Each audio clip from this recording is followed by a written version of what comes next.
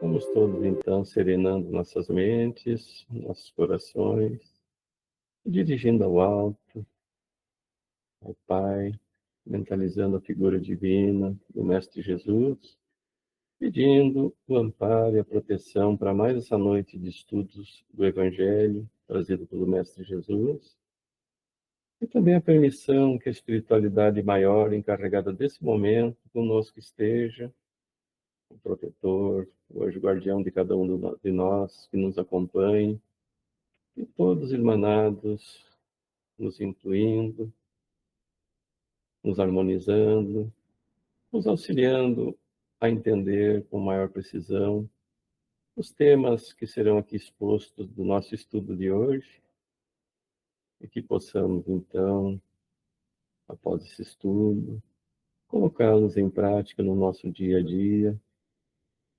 também que possamos levar aqueles que conosco convivem esse sentimento de paz, de harmonia. Estaremos imbuídos hoje, procedendo então à proteção do alto para todos nós, pedindo também a proteção para aqueles irmãos nossos que não puderam participar, em especial a Rita e a Fátima, que tiveram um probleminha de saúde, mas que com certeza logo estarão bem e participando conosco do nosso encontro. Estão abertos os nossos trabalhos, que assim seja. Passo para ti então, Kátia. Obrigada, Daniel. Bom, então, como o Daniel falou, hoje nós vamos ler sobre os vendilhões expulsos do templo. Tem 5. Eles vieram em seguida a Jerusalém e Jesus, tendo entrado no templo, começou por expulsar aqueles que aí vendiam e compravam. Derrubou as mesas dos cambistas e os assentos dos que vendiam pombos. Não permitiu que ninguém transportasse nenhum utensílio pelo templo. Ele os instruiu também, dizendo-lhes: Não está escrito: Minha casa será chamada casa de orações por todas as nações? E todavia fizestes dela um covil de ladrões.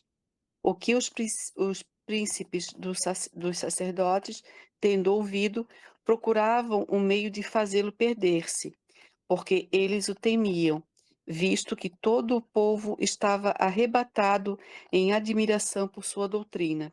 São Marcos, capítulo 11, versículos de 15 a 18, e São Mateus, capítulo 21, versículo 12 e 13. Tem 6. Jesus expulsou os vendilhões do templo, condenando assim o tráfico das coisas santas sob qualquer forma que seja. Deus não vende nem sua bênção, nem seu perdão, nem a entrada no reino dos céus. O homem, pois, não tem o direito de as fazer pagar. Eu assisti, vocês sabem que eu sou fã do Arthur Valladares, né? E eu encontrei um vídeo dele, uma palestra dele, maravilhosa. Se vocês quiserem depois assistir, é muito esclarecedora, porque esse tema eu achei, assim, no começo, bastante complicado, mas com a explicação dele, enfim, fica muito claro, né? Então, o título da palestra dele é A Purificação do Templo, mas é sobre esse assunto. Então, eu tenho algumas frases aqui que são deles e eu fiz um texto, então, vou passar para vocês. Essa passagem de Jesus pode nos surpreender por conta da suposta agressividade do Cristo, já que o temos como o exemplo de amor e misericórdia. E assim que interpretamos o texto, vemos que é mais uma daquelas lindas lições que temos por todo o Evangelho. Mais uma vez, Jesus tenta nos despertar para o caminho reto, para a evolução moral, para a transformação através de uma parábola. Jesus, estando em Jerusalém na semana da Páscoa, dias que antecedem a sua crucificação, vai ao templo onde acontecia a festa. E lá começou a expulsar os cambistas, os animais, os que transitavam para lá e para cá com seus utensílios. A essência deste texto nos tem cada um de nós como templos de Jesus. Quer dizer, cada um de nós é um templo, né? O verdadeiro templo é o Espírito. Cristo nos diz o que precisamos cultivar ou o que temos que expulsar desse templo para conseguir servir verdadeiramente ao Senhor. Daí ele cita um capítulo do livro Fonte de Vida, capítulo 93. Vamos achar aqui. Eu puxei de livro. 93. Aqui. Intitulado Altar Íntimo. Temos um altar, de Paulo, Hebreus 13:10. Até agora, construímos altares em toda parte, reverenciando o Mestre e Senhor, de ouro, de mármore, de madeira, de barro, recamados de perfumes, preciosidades e flores. Erguemos santuários e convocamos o concurso da arte para os retoques da iluminação artificial e beleza exterior. Materializado o monumento da fé, ajoelhamo-nos em atitude de prece e procuramos a inspiração divina. Realmente, toda movimentação nesse sentido é respeitável, ainda mesmo quando cometemos o erro comum de esquecer os famintos da estrada em favor das suntuosidades do culto, porque o amor e a gratidão ao poder celeste, mesmo quando mal conduzidos, merecem veneração. Todavia, é imprescindível crescer para a vida maior. O próprio Mestre nos advertiu, junto à Samaritana, que tempos viriam em que o Pai seria adorado em espírito e verdade. E Paulo acrescenta que temos um altar. A finalidade máxima dos templos de pedra é a de despertar-nos a consciência. O cristão, acordado, porém, caminha oficiando como sacerdote de si mesmo, glorificando o amor perante o ódio, a paz diante da discórdia, a serenidade à frente da perturbação, o bem à vista do mal. Não olvidemos, pois, o altar íntimo que nos cabe consagrar ao divino poder e à celeste bondade. Comparecer ante os altares de pedra, de alma cerrada à luz, é a inspiração do mestre, e a inspiração do mestre é o mesmo que lançar um cofre impermeável de trevas à plena claridade solar. Se as ondas luminosas continuam sendo ondas luminosas, as sombras não se alteram igualmente. Apresentemos, portanto, ao Senhor as nossas oferendas e sacrifícios em cotas abençoadas de amor ao próximo, adorando-o através do altar do coração e prossigamos no trabalho que nos cabe realizar. E aí ele segue aqui na fala dele. O Espiritismo está nos ensinando isso, a descobrirmos esse templo em nós. A preocupação de Jesus não era com aquele templo material e com o que se fazia ali. Jesus vai se servir da postura das pessoas naquele templo para nos convidar a uma reflexão mais íntima. Ele quer nos despertar para o sagrado da vida, para com a nossa relação com Deus, a fidelidade para com o Criador da vida e suas leis. Que tipo de posturas estamos cultivando que não devíamos cultivar? Nós estamos dentro de um templo o tempo todo. Vamos perceber que todos os elementos do templo estão dentro de nós. Jesus nos orienta a tirá-los de dentro de nós. Vejamos. E aí ele começa a, a descrever cada situação e o que tem a ver conosco, com os sentimentos e comportamentos que estão conosco, né? Quando ele fala dos animais, o que Jesus quer dizer com isso? Sacrificar a nossa animalidade, coisas que trazemos de outras vidas e que vêm à tona quando nos descuidamos. Quer dizer, a nossa agressividade, a nossa explosão, um comportamento que às vezes a gente nem entende, né? Poxa, eu sou tão calma e diante da situação eu explodi, eu ofendi, eu machuquei, né? É essa animalidade que ele fala. E na nossa agressividade com o outro, né? E conosco mesmo. Os cambistas. Nós recebemos coisas para a nossa vida: o corpo, roupas, alimentos, profissão, saúde, moradia.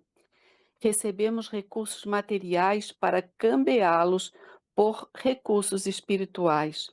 Mas muitas vezes queremos fazer de Deus o patrono das nossas coisas materiais, nossas ilusões, nossos exageros, nossos devaneios.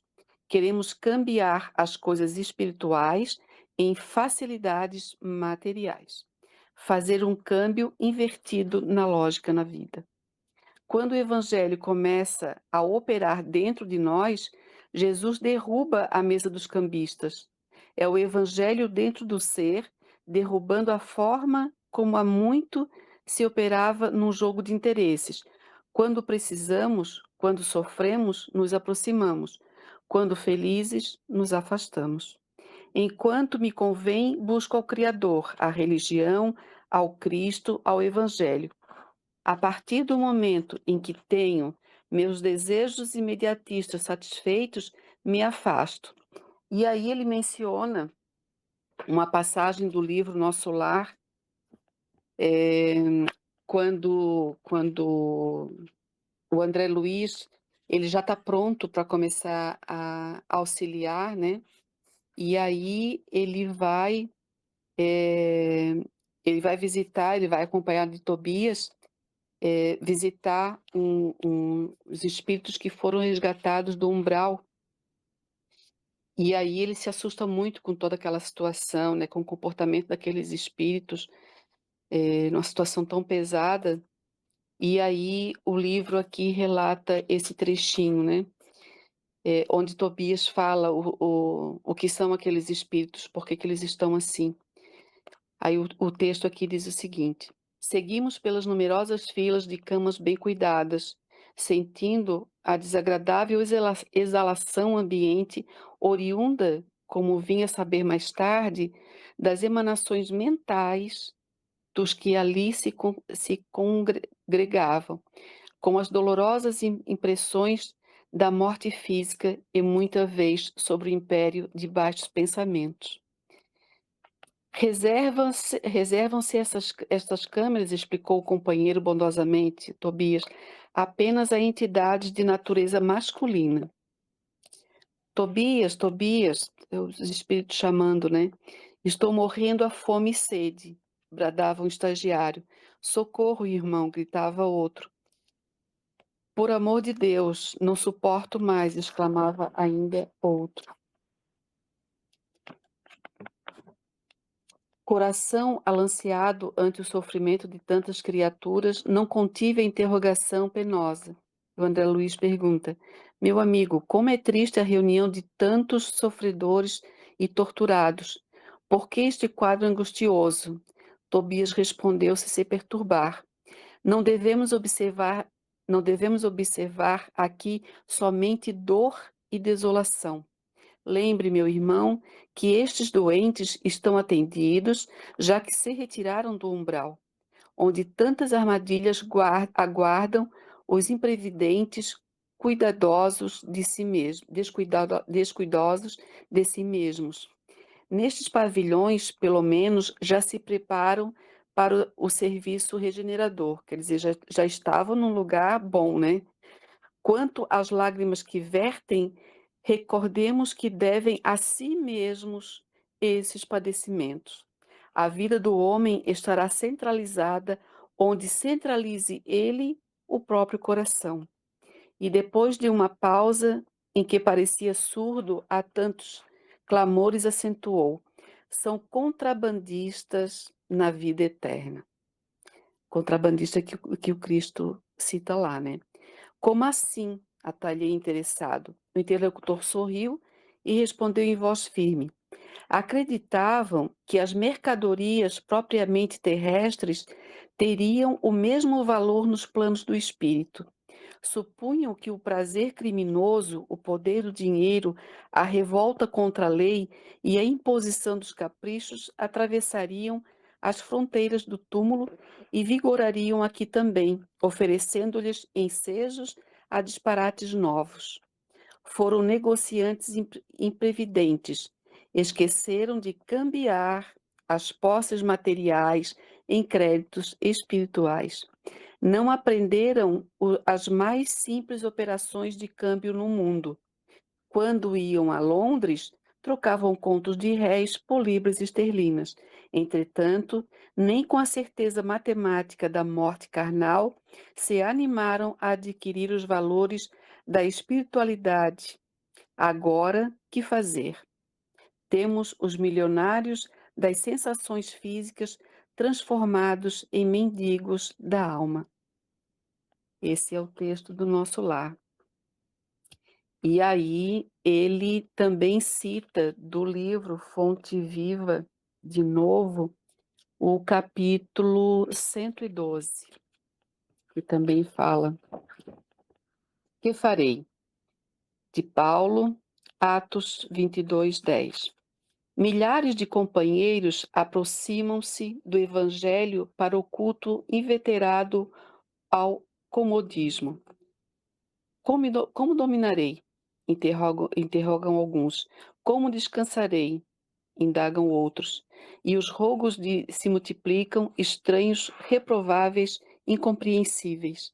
Há quem peça reconforto barato na carne, quem reclame afeições indébitas, quem suspire por negócios inconfessáveis e quem exija recursos para dificultar o serviço da paz e do bem.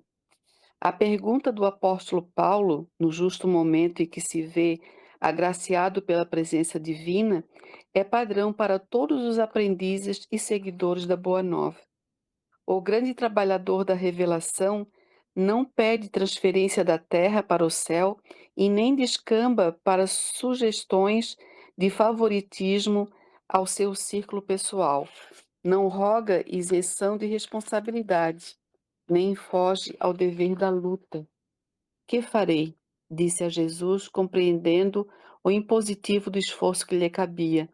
E o mestre determina que o companheiro se levante para a sementeira de luz e de amor, através do próprio sacrifício. Se foste chamado à fé, não recorras ao divino orientador suplicando privilégios e benefícios que justifiquem tua permanência na estagnação espiritual. Procuremos com o Senhor o serviço que a sua infinita bondade nos reserva e caminharemos vitoriosos para a sublime renovação. E aí ele segue falando, né? Aí agora ele fala dos utensílios, né? Das pessoas que carregavam os utensílios para lá e para cá na festa. Aí ele fala o seguinte: tudo o que temos na matéria é utensílio, é material didático, recursos para a aquisição dos verdadeiros valores. Há pessoas que não conseguem identificar os templos, a natureza, as possibilidades, as oportunidades, a família, esquecidas da sacralidade daquilo que lhes cerca. Quantas pessoas transformam seu lar num ambiente de disputas, de desavenças, de azedume, distraídas com as coisas da vida e da casa e esquecidas do real valor da família e o objetivo da reencarnação junto daqueles espíritos. O objetivo de Jesus é fazer os mercadores pararem e dizer: para, ao que você está dando valor? Podemos identificar essas paradas nas nossas vidas quando nos deparamos com as enfermidades, as perdas. Para e reflete. Aí ele fala também, aí ele cita o capítulo 23 do Fonte Viva, aonde fala da casa de oração, né, que é o nosso coração.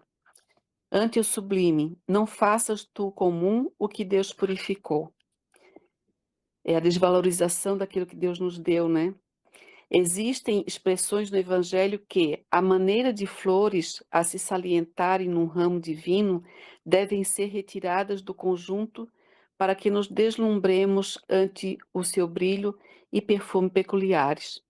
A voz celeste que se dirige a Simão Pedro nos Atos abrange horizontes muito mais vastos que o problema individual do apóstolo. O homem comum está rodeado de glórias na terra, entretanto, considera-se num campo de vulgaridades, incapaz de valorizar as riquezas que o cercam.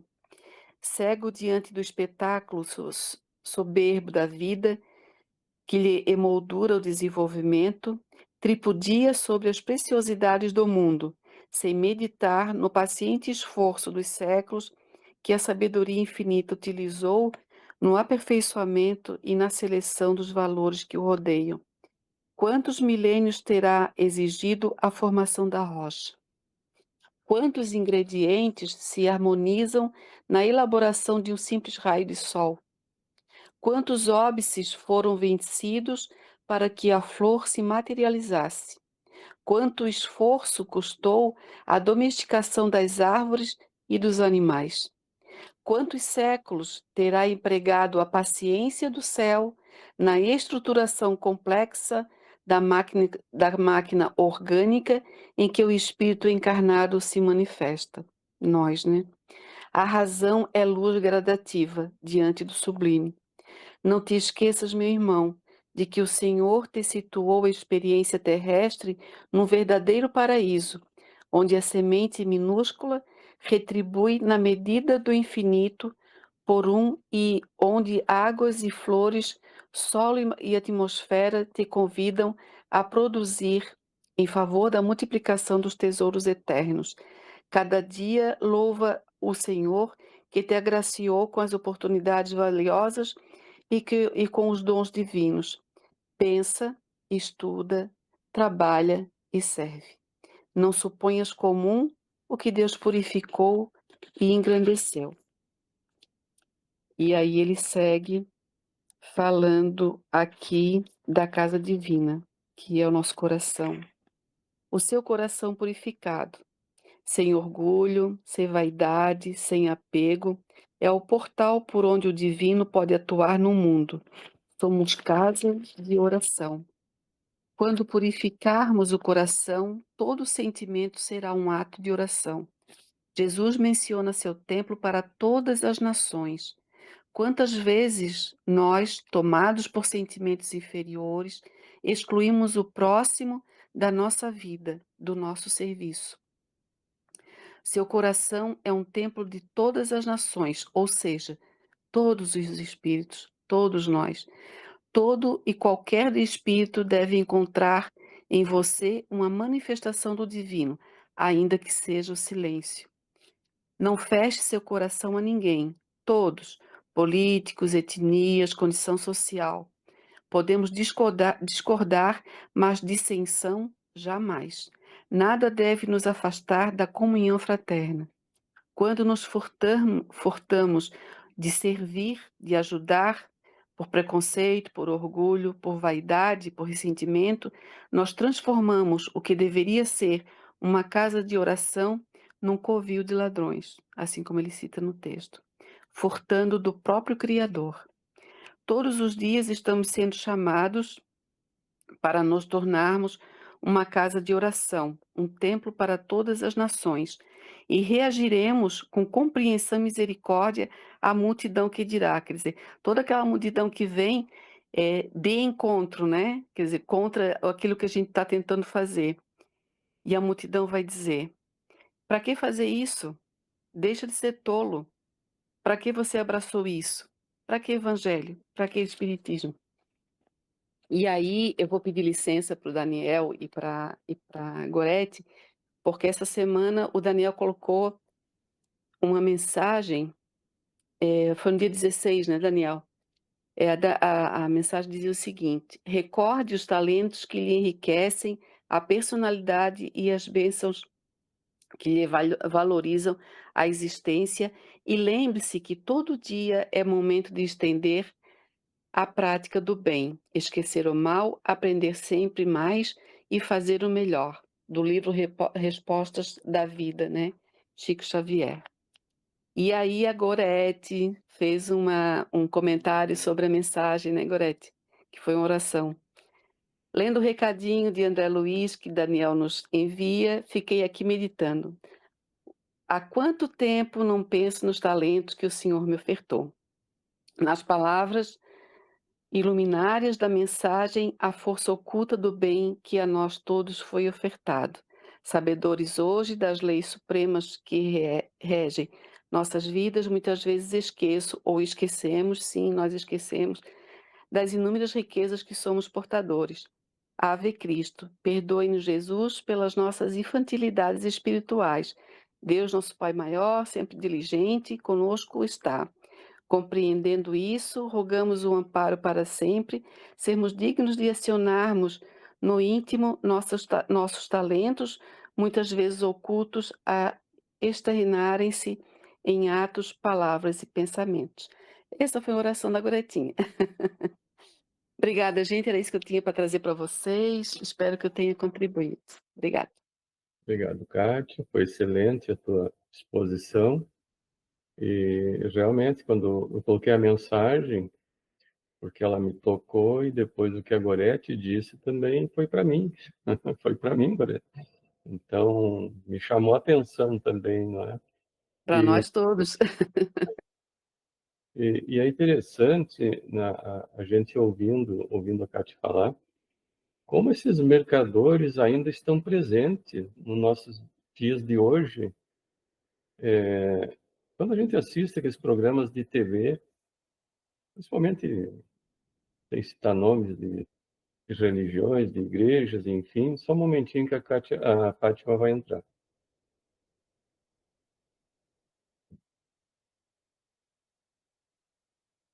Boa noite, Fátima, seja bem-vinda.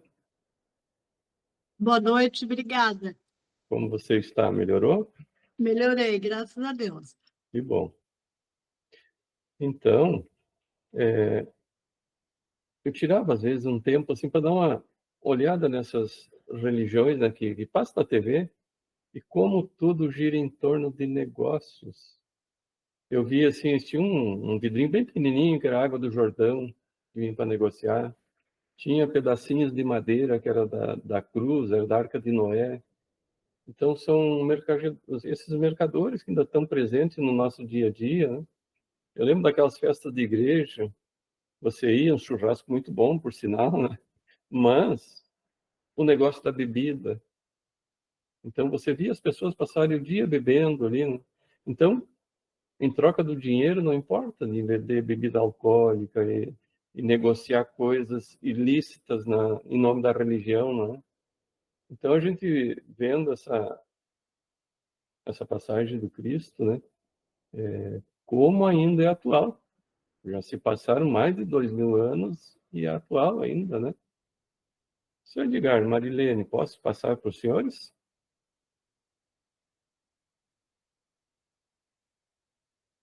Pois é, pessoal. Parabéns, Kátia, sempre, né? E oração da Gorete, que linda oração, Gorete. A gente estava observando, a Kátia falando do Arthur Valadares, né? Muito excelente profissional, excelente expositor, estudioso, jovem, né? Um exemplo para todos nós. Eu estava assistindo também o conterrâneo dele, que eu gosto muito também do Simão Pedro, né? Que é de Minas Gerais também. E o Simão Pedro fala sobre esse tema, que eu ainda pensava assim, né? Muitas pessoas dizem que Jesus foi violento nessa atitude que ele tomou em expulsar os vendilhões do templo, né? Que derrubou as mesas, tudo, né? As mercadorias. Muito violento. As pessoas ficam pensando, mas Jesus era assim, Jesus não era brando e pacífico? Simão Pedro fala que Jesus, indo para Jerusalém, né? Chegou no templo, entrou no templo, observou os vendilhões, né? Os mercadores vendendo mercadorias, pombos e muitas coisas, mercadorias estavam vendendo ali, e os compradores também. Era um verdadeiro comércio, né? Jesus observou tudo, virou as costas, saiu, voltou para Betânia, onde ele ia repousar em Betânia. Ele não falou nada daquela hora, né? Aí, passando pelo caminho, davam 5 quilômetros de Jerusalém a Betânia. Passando pelo caminho, encontrou ao longe a figueira, estava com fome. Se aproximou da figueira, viu que a figueira não tinha frutos. Aí ele, que não era tempo de frutos mesmo de figos naquele momento, né? Jesus disse assim: ninguém comerá um fruto de ti. E seguiram em frente, foram até Betânia, onde ele foi pernoitar, foi dormir, se alimentar. E seus apóstolos, que estavam com ele, observaram tudo isso. Aí, chegando em Betânia, no outro dia ele voltou para Jerusalém. Quando ele passou pela figueira de novo, e os seus discípulos disseram: mestre, olha só a figueira que você amaldiçoou, secou até as raízes. Jesus falou assim que nós somos o templo de Deus, né? Todos nós, como a Kátia falou. E seguiu em frente, foram até Jerusalém novamente. Chegando no templo, entrou no templo e expulsou os vendilhões que estavam lá dentro. Todos eles. Virou as mesas deles mesmo. E foi o que Jesus falou, né? Meu pai disse que ninguém fará da sua casa um comércio, porque essa é a casa de Deus. Por isso que Jesus falou isso, né? E expulsou os vendilhões do templo.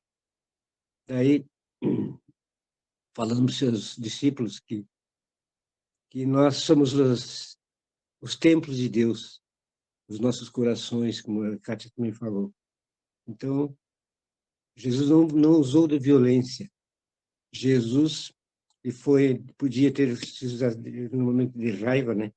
Ele poderia chegar naquele momento, que é o primeiro momento que ele chegou em Jerusalém, no templo, poderia ter expulsado naquela hora. Mas Jesus voltou a Betânia, dormiu, descansou e voltou de novo. Que Jesus usou a sabedoria e a moral, a alta moral que Jesus tinha para cometer aquele ato ali.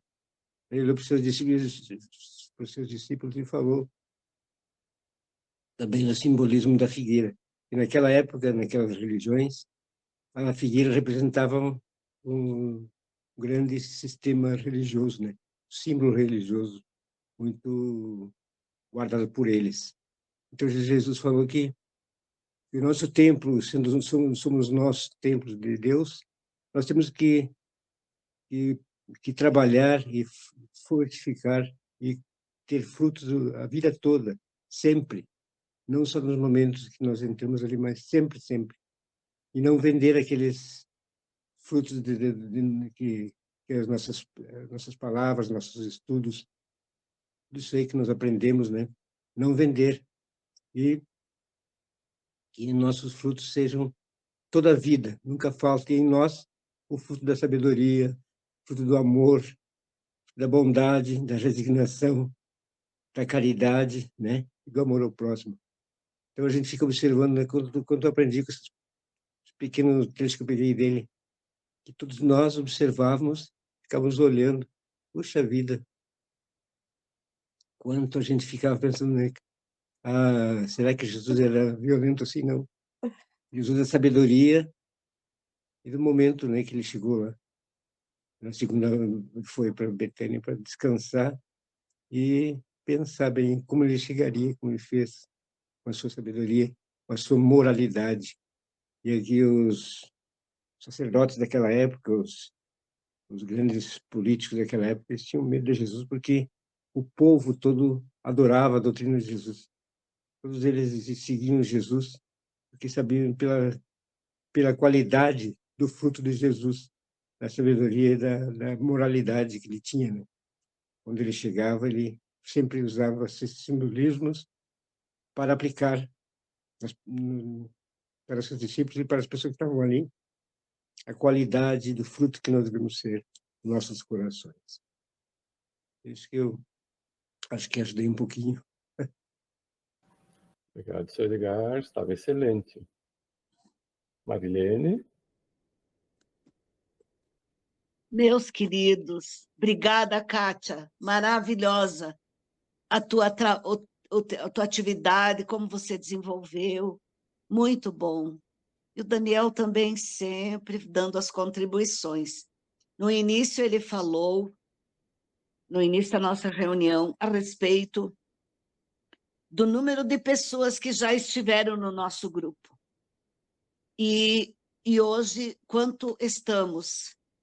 Então, eu entendo que nós somos os que realmente queremos nos melhorar. A gente tem consciência que o trajeto para Deus é individual.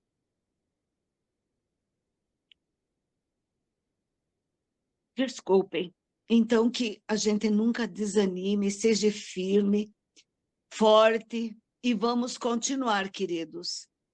Nós não somos como aqueles dito popular, tipo vassoura nova que varre bem, né? A gente veio para aprender, para ficar, para continuar. Eu fiz umas anotações, mas diante do trabalho da Kátia, e o meu amor também, queridinho, ele estava assistindo palestra com o tema pertinente para compartilhar. Eu fiz umas anotações muito pobrinhas, tá? Mas eu vou, sim, compartilhar.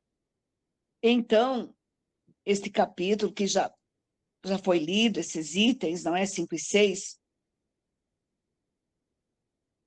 Ai, desculpem, queridos. Dai de graça o que de graça recebeste. Quem escreveu isto foi Mateus, no capítulo 10, e tem 8, né? E aí eu anotei. Este ensinamento carrega um profundo ensinamento moral e espiritual, que se aplica especialmente à prática da mediunidade e à caridade em geral. Gratuitamente dos dons espirituais. Os médiuns recebem gratuitamente a capacidade de se comunicar com os espíritos. Portanto, conforme a orientação de Jesus e reforçada por Allan Kardec em O Livro dos Médiuns, não devem cobrar por essa faculdade. Caridade sem interesse. O Espiritismo ensina que a caridade deve ser praticada de forma desinteressada, sem esperar retribuições financeiras, reconhecimento ou vantagens. Serviço ao próximo. A mediunidade e os conhecimentos espirituais devem ser usados para ajudar, consolar, orientar e curar os que sofrem, sempre com humildade, amor e dedicação. Responsabilidade moral. Quem recebe dons espirituais tem uma responsabilidade maior em usá-los para o bem. Cobrar por isso seria desvirtuar o propósito superior da mediunidade e comprometer o progresso moral do médium. É um chamado à pureza de intenção, à humildade e à fraternidade verdadeira, valores essenciais à evolução espiritual. Então, como a gente sabe, queridos, a maioria de nós temos mediunidade, todos somos médiuns. depende de a gente dar um bom uso para o conhecimento. E Jesus disse também, né, que a quem muito foi dado, muito será cobrado. E a doutrina nos orienta o tempo todo para a gente fazer o bem, não desperdiçar nenhuma oportunidade e, principalmente, para não esperar recompensa. O próprio Evangelho cita que tu fazendo um ato bom com ostentação, tira todo o mérito da ação. Você queria a ostentação? Conseguiu. E então, a gente, a cada dia que passe, aprende mais. Nós precisamos, queridos, ser muito agradecidos a Deus pela oportunidade que estamos tendo nesta existência de conhecer essa doutrina. Porque como ela nos transforma. Ontem ou hoje, não sei, eu recebi uma mensagem da Ana, que é a mulher do Fabinho. Tu lembra do Fabinho, Daniel, querido? Lembro, filho do Paulo? Não, queridinho, este é outro Fábio do Caminho da Luz. Ah, tá, não, esse não. Tá, então ele chegou depois. Mas, enfim, ela teve AVC, ela é mulher bem moça, 50 e poucos anos. E ela sempre soube do marido dela estudando, se esforçando. E dela me contou agora que ela sentiu necessidade de ir para um grupo para estudar. Daí eu disse para ela que a gente ficou muito feliz de saber e que, com certeza, o que a gente tem que passar não vai mudar por a gente conhecer a doutrina, né, queridos? Por estar trabalhando, por estar procurando desenvolver e aprender mais. Mas uma coisa a gente tem certeza, a gente vai ficar bem mais forte. A gente vai ter consciência que não está sendo injustiçado. Como foi lido pela Kátia ali, aquele trecho do nosso lar, em que os espíritos estavam ali reclamando, não é? Tudo que nós passamos, queridos, a gente precisa passar. E é nosso. Mas a gente fica mais forte, porque a gente aprende a olhar o próximo, olhar para o lado, ver dores maiores que a nossa, né, queridos? Então, que Deus nos abençoe. Desculpem, queridos, pela minha humilde contribuição, mas não quero deixar de abraçar a Maria de Fátima e a Vita. Queridinhas, mesmo doentinha, estamos juntos. Ah, e também quero pedir para que no final a gente dedique a prece também para Marilza, tá, queridos? Ela está passando muito trabalho. Hoje ela passou um vídeo, eu vi, passei para o Edgar e depois deletei. O pai dela, ela está com ele no hospital. Ela está bastante abatida. Ela teve no caminho da luz. Claro, ela ficou um período, 60 dias direto, aqui cuidando do pai. Daí ela voltou para casa, que tinha umas coisas para atender na casa dela. Daí agora ela está aqui no hospital. Ela teve no caminho da luz, conversou com a Doris num atendimento fraterno, bastante abatida, pálida, magra. E daí hoje, então, o vídeo que ela passou, a gente vai longe nos pensamentos da gente, nas preces. O pai dela geme dia e noite, alto, é horrível. Imaginem estar ali convivendo 24 horas, né? Daí eu disse para o Edgar, vamos reforçar nossas preces. E daí a gente pensa, está no hospital, não dá para dar um calmantinho para ele, mas quem é a gente não é médico, né? E também eles todos envolvidos têm que passar por isso, né? O pai neste sofrimento, a família. Então, graças a Deus que nós estamos juntos, queridos. Meu Deus, eu sempre penso como é bom a gente ter esta família. Obrigada, Daniel, por oportunizar esta família. Obrigada a cada um de vocês. Obrigado, Marilene. Agradecemos a Deus, a Jesus, por podermos estar juntos. Hoje de manhã eu conversei com a Marilza, né? Ela está com esperança, assim, que o pai dê alta ainda, né? Então, ela me disse hoje de manhã, Vita, que bom que você pôde estar conosco. Está melhorzinha? Hoje eu passei ela tá mais acomodada, né? Mas a gente fica com o corpo pesado, corpo dolorido, né? Quando a pressão sobe muito. É, Mas é como diz a dona Marilene, amanhã a gente já melhora, né, se Deus quiser. é Eu verdade. sexta-feira já vou no cardiologista. Acredito eu que seja a troca do remédio, né? Que tenha feito tudo isso aí. Mas dessa vez a gente se assustou bastante. Uhum. Eu sei bem o que é a pressão, porque eu também, a minha às vezes dá uma alteradinha, e eu fico naquela luta com ela. Gorete, posso passar para ti, Gorete? Bom, eu não tenho muito o que falar, né? Todo Uhum. mundo já falou bem e muito bem, né? Kátia, Zé Edgar, né? Todo mundo. Mas eu só vou, então, um trechinho que eu peguei aqui do Celeiro de Bênçãos, né? Da Joana de Ângeles, e que daí tem mais a ver com o que a Marilene colocou agora por último, né? Sobre as dores, né? Da nossa queridinha. E daí eu estava lendo isso aqui hoje de tarde, mas assim, pensando no que eu tinha que fazer e no que eu estava sentindo, né? Mas aí eu vou colocar também, porque são palavras assim, não para chamar atenção, mas são palavras, eu acho que de incentivo para a gente ter coragem, bom ânimo, como disse a Marilene, né? Então diz assim, ó, qualquer mal aparente que nos atormente, podemos transformá-lo em bem atuante, se eu quisermos.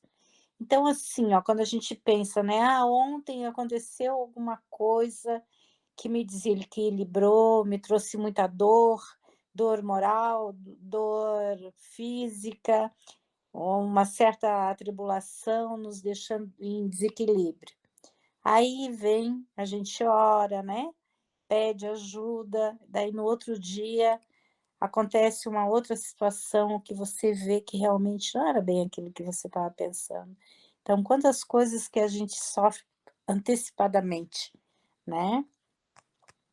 Então, todas as coisas que nos acontecem podem mudar de rumo conforme a receptividade que lhe propiciemos, né? O dinamismo do evangelho é convite a reajustamento imediato de atitudes, né?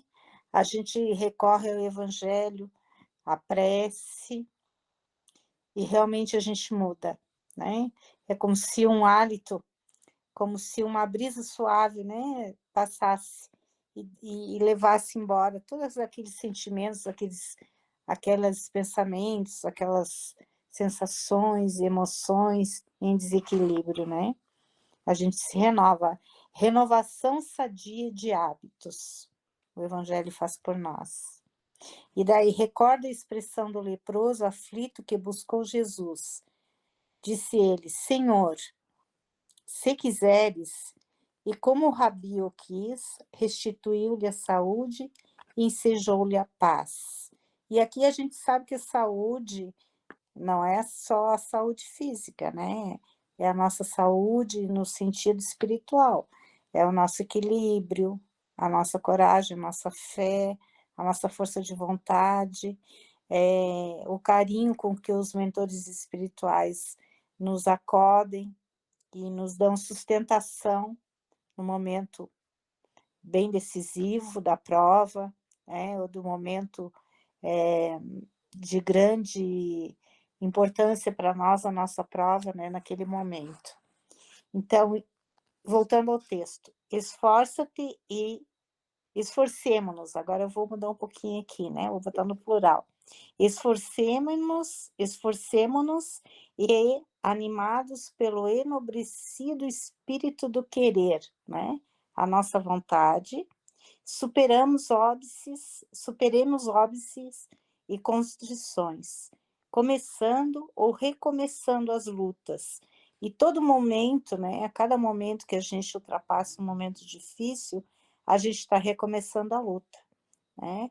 E reconhecendo, acredito que todos nós reconhecemos o quanto somos amparados, né? E isso nos faz mais humildes, né? E aceitarmos melhor as nossas lutas, porque a gente sabe que é muito ajudado mesmo, né? Senão a gente não conseguiu ultrapassar o momento, né? Então, as lutas em que te encontras empenhado no sentido de lograres a felicidade intransferível que nos espera, né? Eu meio que trunquei um pouquinho aqui a mensagem da Joana de Ângeles, né? Mas eu acho assim que tem a ver muito com os nossos momentos, que acredito que nenhum de nós está isento, né, de dores e de momentos provacionais. Todos estamos a momento, né, Daniel, enfrentando situações maiores ou menores, mais difíceis ou menos difíceis, mais provas mais materiais ou no sentido mais espiritual, mas a todo momento estamos lá. E com relação ao texto, né, que Jesus expulsava os vendilhões, a Kátia trouxe muita informação, né? O seu Edgar também colocou ali muito bem sobre a figueira e sobre o percurso de Jesus, né? A título de informação, isso é muito bacana, porque às vezes a gente não vai buscar, né, uma informação mais detalhada daquela época. E isso faz com que a gente tenha uma interpretação, às vezes, mais superficial, né, dos textos que a gente lê e que quer aprender. Obrigada. Obrigado, Gorete. Realmente, a Kátia e o seu Edgar hoje nos completaram de informações e ensinamentos, né? Assis, gostaria de alguma palavra, Assis?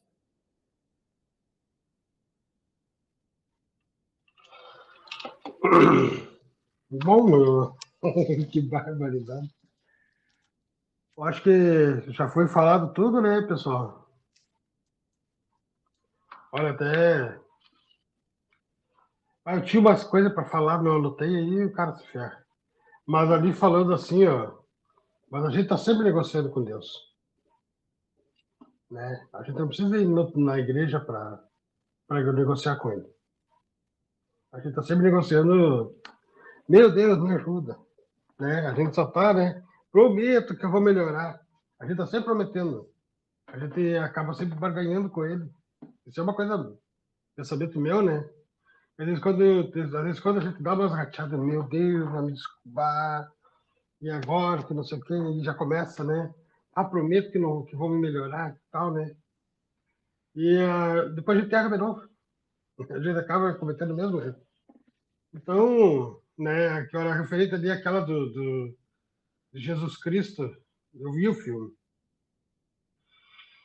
Ele é muito interpretado como se fosse um momento de ira,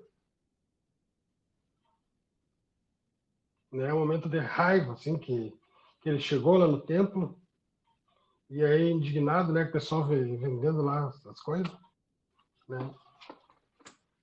E aí ele pegou e pegou umas mesas e jogou fora e derrubou né, se indignou.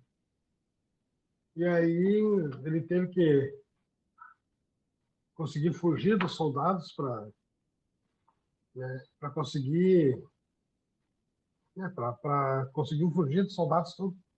Então é assim, ó, ele o que mostra pra gente assim, esse momento de ira, esse momento de raiva, eu creio que não, que ele não chegou a tanto assim, né? Mas tem pessoas, né, que cada um tem uma interpretação conforme as suas convicções, suas experiências. E ali e também da figueira assusta a gente, porque se ele fez aquilo com a árvore, né? Então assim mostra que eu acho que mostra mais assim, o lado humano dele, Então são duas vezes assim que ele perde, né? Uma que ele amaldiçoou a árvore, que nunca mais gerasse um fruto, né? A gente olhando assim, bem leigo, assim, que nem eu, assim, assusta. Porque, né, sempre com a história que a gente é pecador, então ele não vai. É como se ele não, né, não vai abraçar o nosso pecado, não. E então é isso, assim, eu acho que foi um dos únicos momentos de toda a Bíblia, né, que houve uma certa, olhando assim, né, no ponto assim humano.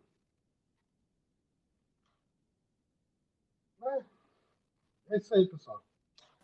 Uma boa noite para vocês. Obrigado, Assis. Casualmente, o que tu começou a colocar aí está dentro da fala que eu preparei para hoje. Depois eu vou ir mais ou menos nesse caminho. Eu não vou pedir para a Fátima e para a Veta participarem, a não ser que vocês queiram, senão vamos poupar vocês hoje. Então tá bom, pessoal. Então, assim, a minha fala vai ser, então, como eu disse, mais ou menos dentro do que o Assis começou ali, porque eu peguei um estudo do Haroldo Dutra, e eu gosto muito do Haroldo Dutra Dias, que ele coloca de uma forma, eu considero um pouco diferente, assim, é mais... como o Haroldo Dutra Dias fala hebraico, fala o aramaico, fala o grego, fala o francês, então ele teve acesso às escrituras, partes das escrituras, lá nos seus textos originais, ele esteve na terra em que os hebreus viveram e tal, e segundo se conta, ele teve acesso a alguns documentos da época em outros locais. Então ele tem uma forma, vamos dizer assim, um pouco mais profunda de analisar as coisas. E eu fiz esse meu estudo dentro disso. Ele diz assim, é o que o Assis estava falando agora, que no templo, segundo o Haroldo, né, trabalhavam mais de 20.000 pessoas e que o templo ele possuía uma guarda própria. Então, o templo tinha centenas de guardas. Imaginemos Jesus chegar chutando tudo lá com centenas de guardas e eles estavam louquinhos para prender Jesus, não é? E, além disso, ao lado do templo, segundo Haroldo, a Torre Antônia, que era uma fortaleza militar romana. Imagine Jesus fazendo bagunça no templo com os romanos ali, louco para judiar de alguém, não é? Então, se Jesus chegasse no templo enfurecido, chutando, batendo nos outros, diz Haroldo assim, em 3 segundos ele estaria preso. Então, historicamente, é impossível que Jesus tenha saído chutando e batendo em animais e nas pessoas. Isso é falando historicamente. E certamente que o Cristo não adotou a conduta agressiva, mas ele se manteve firme na sua atitude, para que as pessoas compreendessem a gravidade da situação. Então, nós podemos, como diz Haroldo Dutra Dias, considerar essa passagem como uma encenação literária mímica, que foi muito utilizada na época por Jesus para transmitir as suas mensagens à mente humana daquela época, é claro, ainda muito limitada. Então, esse tipo de comunicação gestual, que provavelmente Jesus se utilizou, era uma característica dos profetas da época, segundo Haroldo, o entendimento de Haroldo Dutra Dias, né? Então, como ele diz, recordando, existem outras palavras, outras parábolas, né, com outros gêneros literários. Então, as parábolas, elas reproduzem cenas do dia a dia. E a mente nossa, das pessoas da época, principalmente nós agora, vamos visualizando à medida que essas parábolas vão sendo lidas, vão sendo ouvidas, mesmo que elas não tenham sido encenadas agora, né, foram naquela época, são visualizadas na nossa imaginação. Então, imagine assim, quem transcreveu esses evangelhos depois dos evangelistas, não é? Porque, como diz o Haroldo, o berço da civilização oriental são os hebreus, que têm uma maneira de pensar, uma forma de ver, uma forma de proceder. O berço da civilização ocidental são os gregos. Então, quando os gregos traduziram as escrituras para o ocidental, quantas mudanças devido à interpretação do que os hebreus colocaram foram modificadas, não é? Então, nós temos que entender isso. De repente, essa agressividade do Cristo, né? E aí o Haroldo diz assim, se Jesus tivesse uma virtude a menos dos espíritos puros, ele deixaria de pertencer à primeira ordem dos espíritos puros. Jesus é um espírito puro. Então, com certeza, as paixões inferiores, como a raiva, a agressividade, ele não teria. Nem mesmo quando encarnado, na época dele, né? Um espírito dessa ordem jamais, ou melhor, eles já eliminaram dos seus seres sentimentos. Esse sentimento só tem espírito inferior. Então veja como Jesus ia chegar com raiva, expulsando, agredindo, jamais. Então, aí que entra esse entendimento do Haroldo, na transcrição desses evangelhos, né? Então, nós entendemos que essa atitude enérgica que Jesus teve no templo, ela é a mesma que nós devemos ter com os nossos vícios morais. Esse é o ensinamento que a passagem traz, que a passagem nos traz. Quais são esses vícios morais? A preguiça, por exemplo, os desejos aviltantes que não nascem no corpo, mas estão na mente e se manifestam através dele. Jesus nos ensinou a sermos brandos e pacíficos para com os nossos semelhantes. Como entenderíamos Jesus fazendo isso, então, agredindo, com raiva, com ódio, né? Então, quando nós permitimos que Jesus se instale em nós, no nosso íntimo, no nosso coração, nós mentalmente vamos sentir Jesus e perceber Jesus agindo em nós para o bem, é claro. Dizem os evangelistas que Jesus, ao chegar em Jerusalém, ele segue direto para o templo após o pernoite em Betânia, que já foi citado, né, que ele voltou para Betânia e depois retornou. A cidade de Jerusalém, nos informa então o Haroldo, em hebraico, ela significa visão da paz. Isso quer dizer que o nosso psiquismo espiritual superior é um padrão vibratório elevado, então tem que ser um padrão vibratório elevado. E Betânia, quando cita no Evangelho, significa casa da aflição. Então, nessa região de aflição da alma, onde muitas vezes nós nos fixamos. Então, vejo que mesmo citando cidades, tem um significado maior, né? E isso é Haroldo que nos diz. Então, quando os evangelistas dizem, que dizem, né, que Jesus sobe de Betânia para Jerusalém, ele sobe vibratoriamente. Ele sai de uma cidade, vamos dizer assim, que descasa de aflição, né, e vem para uma cidade que é o quê? Visão da paz, que é Jerusalém, né? Então, essa subida de Betânia para Jerusalém significa isso. E cada um de nós terá de fazer esforços de disciplina, atitude e um propósito firme de nos melhorarmos. A nossa tomada de consciência, o início da nossa reconstrução de nós mesmos, a nossa reforma íntima, o nosso autoconhecimento. Mas como diz Paulo de Tarso, o instante em que iniciamos o bom combate. Esse é o bom combate, né?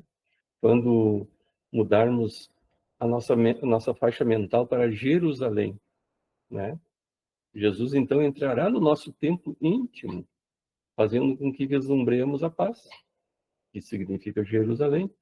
Então, nós vemos que nessa simbologia toda, Betânia é a nossa faixa mental consciente, e Jerusalém, segundo Haroldo, é a nossa faixa mental subconsciente, ou superconsciente, né, como dizem.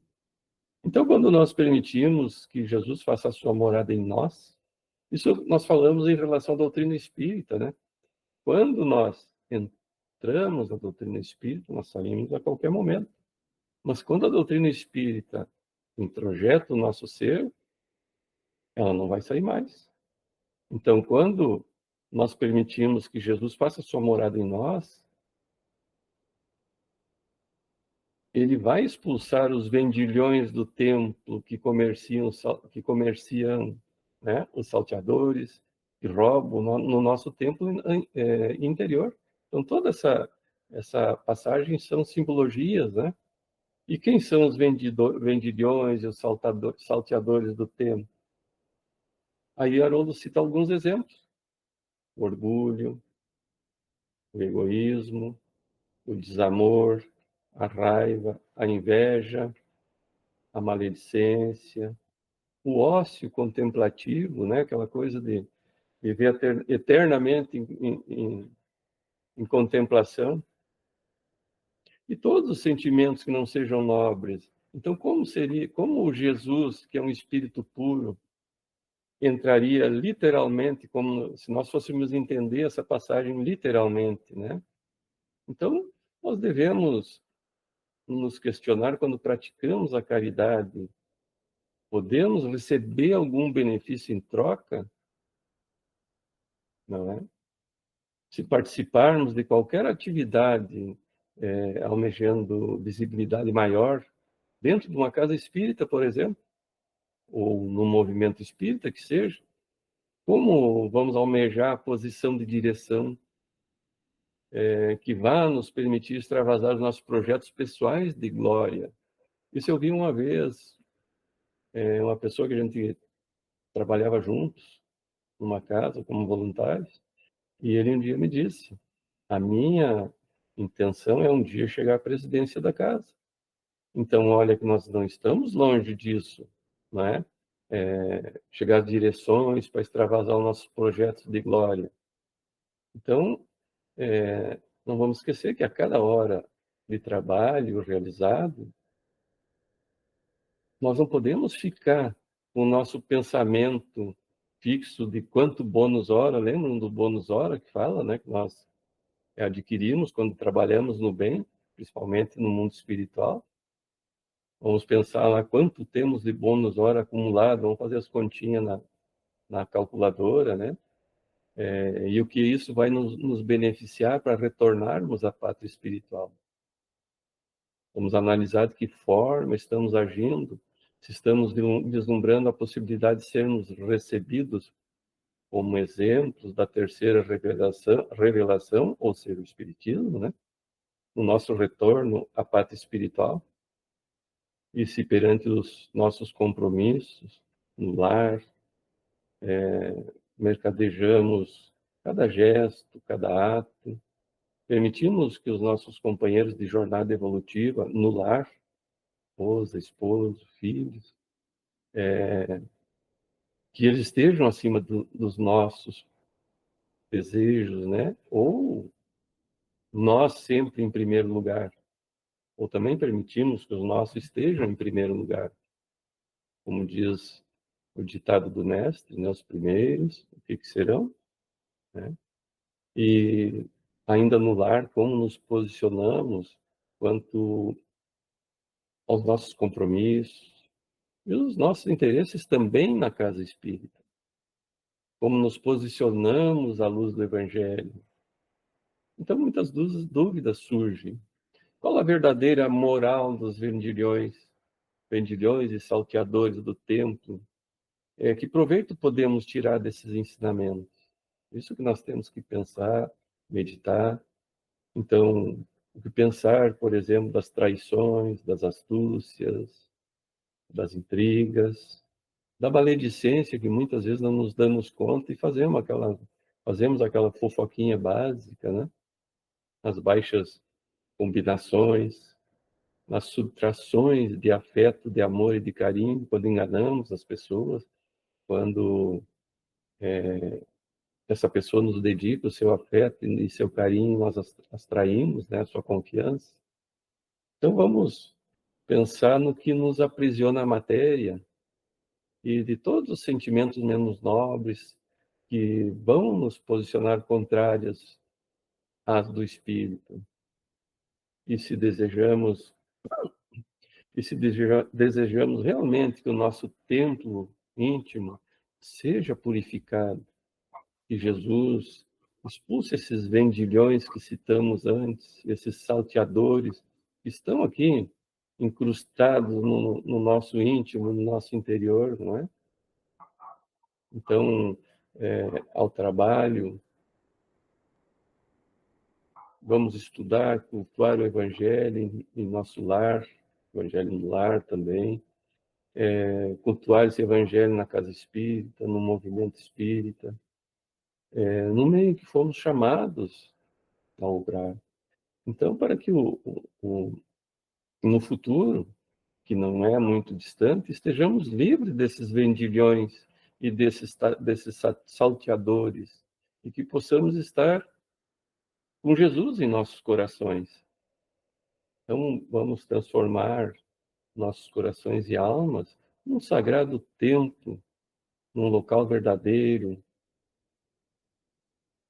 de um Deus vivo, que vai transformar nossas vidas. Nunca nos esqueçamos de cuidar desse nosso templo interior. Vamos aprender a viver o amor a Deus e ao próximo, sem confundir a lei humana de trocas e favores, como citou Assis agora há pouco. Se Deus quiser, eu vou comprar tal coisa, ou fazer uma promessa para conseguir tal coisa, né? Então a gente faz essa troca de favores com a lei divina. A lei divina é adoção pura, sem troca. Devemos, então, aprender a renunciar aos nossos interesses em favor do interesse ao próximo, do próximo, né? E praticarmos a verdadeira caridade sem transformar essa caridade em negócio. Vamos zelar e cuidar do nosso templo interior, mas também da nossa casa espírita, quando formos espírita, quando trabalharmos de voluntários na casa espírita, né? A casa espírita é um lugar onde se ensina a verdade espiritual. Estamos aprendendo, mesmo virtual, aqui a nossa casa espírita. Então, nessa casa espírita, nós aprendemos essas verdades espirituais e vamos aprender a viver o amor a Deus e ao próximo. Mas não devemos confundir a lei humana de trocas com a lei divina. Jamais, né? Então é necessário aprendermos a renunciar ao interesse próprio. Porque nós sabemos que na seara do Senhor, o bem misturado ao egoísmo deixa de ser caridade, para se transformar em apenas um negócio, que é o que nós vimos nessa parábola, não é? Então, meus queridos amigos, essa também é a minha pequena contribuição, e ela foi baseada nesse texto do Haroldo. Não foi uma palestra, é um texto dele que eu encontrei. Eu achei muito interessante e eu tentei passar ele com as minhas palavras, né? Porque o Haroldo tem uma palavra toda técnica, toda mais rebuscada, um palavreado, né? Eu procurei falar ela com as minhas palavras. Então, da minha parte é isso. Alguém mais gostaria de algum comentário, algum questionamento, alguma colocação? Daniel, ele estava no final daquela fala do Simão Pedro, ele falou que a figueira, que era o símbolo da religião, do culto religioso daquela época, né? Um símbolo. Ele diz que a beleza da figueira ao longe, muito bonita, né? Muito linda, maravilhosa ao longe. Chegando lá, não tinha nenhum fruto para colher, né? Do templo, ao longe do templo, também ele deslumbrou o templo com uma coisa linda, maravilhosa, aquele templo. Aí dentro do templo só tinha vendilhões, não se praticava caridade, não se fazia nada quase de bom, né? E o templo, inclusive, com o tempo, ele foi destruído pelos romanos, né? Uma figueira que secou, o templo também se extinguiu, o templo aquele que eles tinham lá. E que não, o que não é de Deus, o que não é feito com caridade, com amor, ele se destrói automaticamente sozinho, né? Foi destruído pelos romanos naquela época. Obrigado, Sim. seu Edgar, é verdade, né? O templo, então, a figueira é esse templo que secou e foi destruído. Eu não lembro agora qual palestrante eu estava ouvindo, e ele falando algumas religiões, não vou citar nomes aqui, mas a gente, ao comentar, já entende quais são. Quando os fiéis chegam, olha assim aquele templo maravilhoso, aqueles afrescos no teto, aqueles afrescos nas paredes, aquelas pinturas maravilhosas, não é? Oh, que maravilha esse templo! Maravilhoso, mas é a figueira seca, né? Muitas vezes. Porque está lindo, maravilhoso, pinturas maravilhosas, mas e como está o íntimo, o coração? Está livre desses vendilhões, desses, né, que a gente estudou agora? Então, não é a beleza externa que nós devemos buscar, mas a beleza interior, aquela em que Jesus faz esse saneamento do nosso templo interior, quando nós deixamos ver Jesus introjetar o nosso ser, o nosso íntimo. Né? Pessoal, mais alguém gostaria de algum comentário? Todos tranquilos?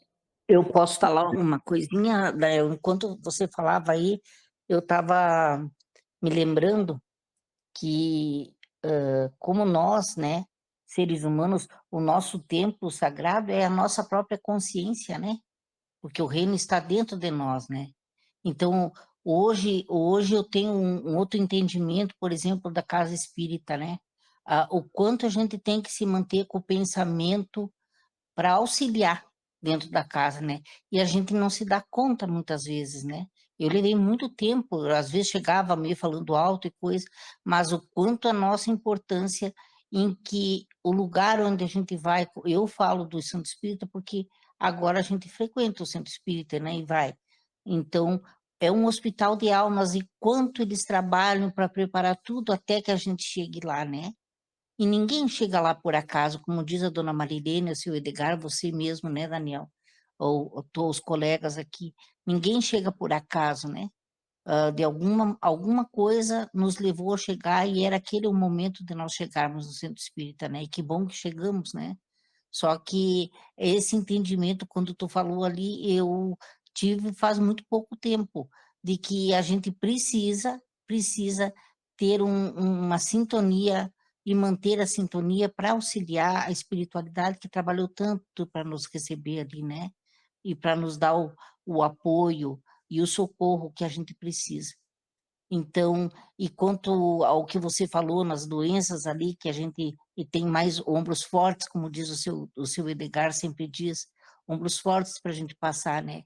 Eu agora, quando me deu essa crise aí, eu só disse, eu digo, seja feita a vontade de Jesus, né? Porque é Ele que sabe, não somos nós que sabemos, né? Mas essa fé que a gente construiu, que a gente está procurando e se fortalecendo, nos auxilia muito mesmo, porque uma das coisas que eu faço muito a prece, coisa, e essa me ajuda a aquietar a pressão. Então, a gente vê que é a nossa vibração, isso é tudo para nós, né? Nós provocamos ou nós apaziguamos, né? Como diz. E é o que foi falado hoje nessa leitura. Eu achei interessante enquanto você falava, eu estava me lembrando desse tipo, desse momento. É isso aí. Obrigado, Rita. É bem isso, né? Os males nascem no espírito, mas refletem no corpo. Né? Gorete? Então, Rosita, pedis e obtereis, né? A gente pode estar no pior momento.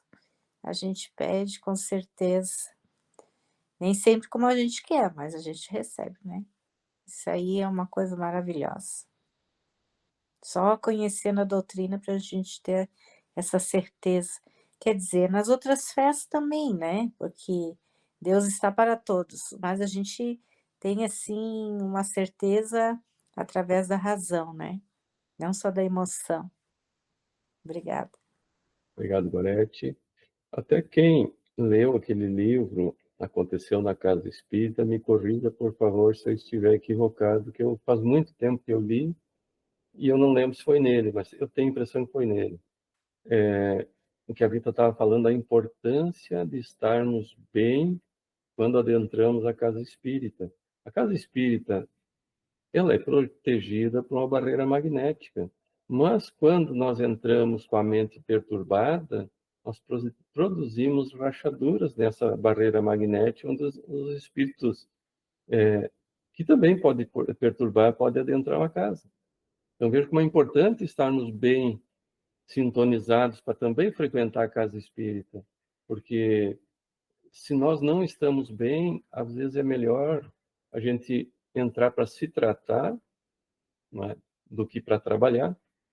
Muitas vezes nós vamos, por exemplo, para o passe, efetuar o trabalho de passe, e não estamos bem, fisicamente, moralmente, mentalmente. Então nós damos trabalho para os espíritos, eles têm que nos isolar, porque na verdade nós estamos de corpo presente, mas não estamos participando desse trabalho efetivamente. A mesma coisa é quem vai receber o passe. Vamos receber um passe com a nossa mente totalmente desvinculada daquele momento ali. O que estaremos recebendo, né? Então, a importância de nós, quando formos à casa espírita, procurar estar bem mentalmente, principalmente para o trabalho, para não abrir essas brechas, essas rachaduras nessa proteção, né? Pode falar, Kátia. Eu li esse livro, Daniel, acabei na semana passada, e a gente, lógico, né, além do que tu falasse, quando o mal quer, por exemplo, atingir a casa espírita, que é o objetivo no livro, né, é uma conspiração contra uma determinada casa espírita, ele usa exatamente os espíritos inferiores, se utiliza exatamente das fragilidades das pessoas que estão lá, dos irmãos que estão lá trabalhando, né, dos médios, cada um na vaidade, enfim, e por aí vai, né. Então o quanto que além de nós não conseguirmos, como o Daniel falou, não darmos a nossa contribuição, né, darmos trabalho ainda para a espiritualidade, ainda somos o meio através do qual ainda o mal consegue agir, né. Então a gente teria que ter muita consciência, né, ao entrar numa casa espírita e quando se pensa em fazer o trabalho lá dentro, né. Era isso. Obrigada, gente. Obrigado, Kátia. Realmente, é o mesmo sobre a mediunidade. Nós somos médiuns 24 horas por dia. Nós não estamos trabalhando na casa espírita. Olha, a Kátia e o Serdegar não foram fazer um trabalho juntos? Então, nós podemos ser convocados a qualquer momento. Então, temos que estar sempre preparados para o trabalho, não é? Mais alguém gostaria de algum comentário, pessoal? Além do livro que vocês leram, né? Tem uns documentários no YouTube. Tem um sobre aconteceu na Casa Espírita, tem outro que nos bastidores da Casa Espírita. São dois documentários muito legal que a gente pode assistir. Verdade. Obrigado, Serdegar. Vamos então, meus irmãos, agradecer ao nosso Pai misericordioso e a toda a espiritualidade bondosa e amiga pela proteção, orientação e intuição desta noite. Pedimos que possamos, a cada dia, reconhecer o valor da vida e a importância de todos os nossos talentos e que saibamos utilizá-los para o nosso crescimento espiritual e a nossa evolução moral. Vamos pedir, então, a Nossa Senhora que cubra com seu manto sagrado a nossa irmã Marilza, ao paizinho dela e a toda a família, para que eles tenham serenidade, para que eles tenham a compreensão da necessidade desse momento na vida de cada um e que eles alcancem a cura, cada um dentro do seu merecimento e da vontade divina.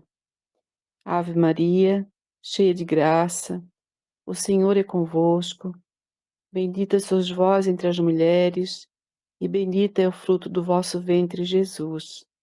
Santa Maria, Mãe de Jesus, rogai por nós, pecadores, agora e na hora do nosso desencarne. Que assim seja. Que todos tenham uma excelente semana, uma abençoada semana, e que possamos estar todos juntos na próxima terça-feira. Que assim seja.